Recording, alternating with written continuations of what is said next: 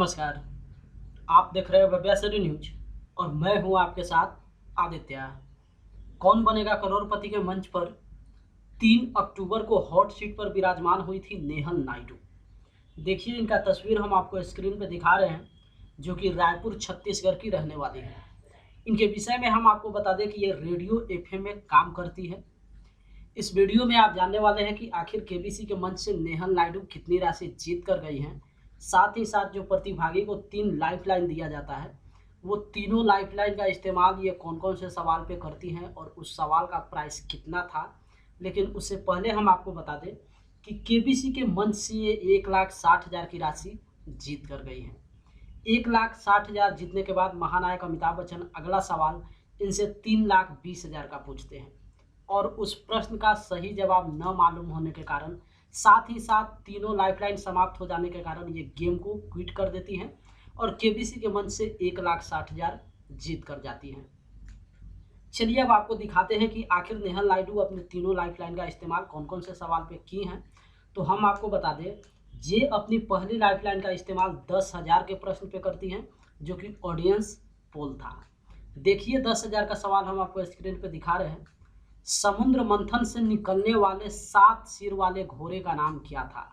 4 option हैं। ए Airavat, B Nandi, सी उच्चैश्रवा और D Vasuki.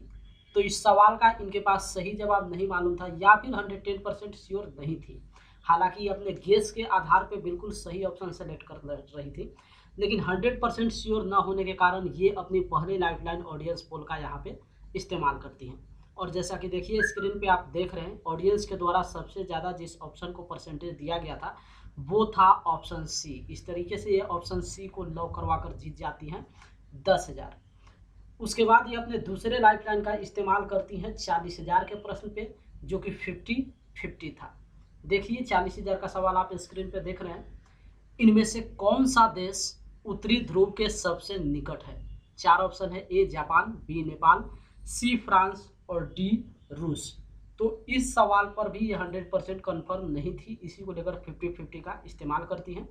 और जैसा कि आप जानते हैं कि 50-50 में 2 गलत विकल्प मिटा दिया जाता है, उसके बाद ऑप्शन ए और सी यहाँ से रिमूव हो जाता है। फिर ये बची हुई 2 ऑप्शन में से ऑप्शन डी को लॉक करवा कर जीत जाती है 40,000। उसके बाद ये अपनी तीसरी लाइफलाइन का इस्तेमाल करती हैं 1,60,000 के प्रश्न पे, जिस सवाल को आप स्क्रीन पे देख रहे हैं।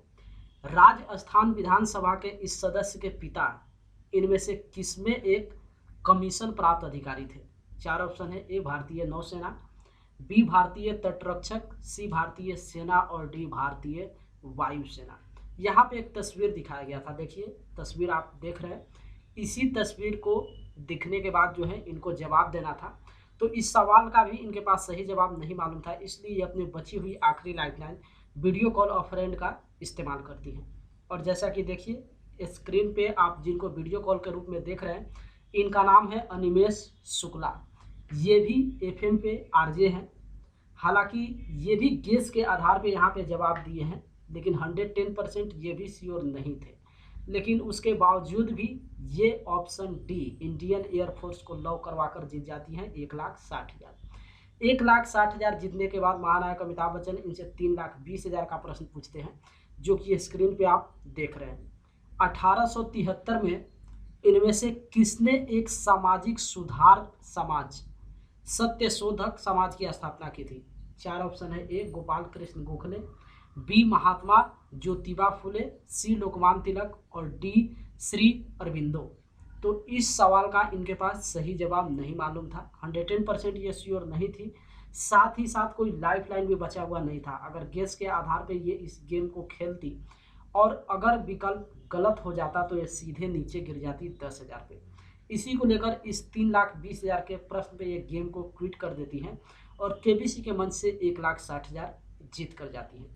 लेकिन जैसा कि आप जानते हैं कि गेम को क्विट करने के बाद ऑडियंस को इस सवाल का सही जवाब बताना होता है, तो नेहल नायडू अपने गेस के आधार पे ऑप्शन सी को लॉक करवाती हैं, जो कि बिल्कुल इस प्रश्न का गलत विकल्प है। इसका सही जवाब है ऑप्शन बी, यानी कि महात्मा ज्योतिबा फुले।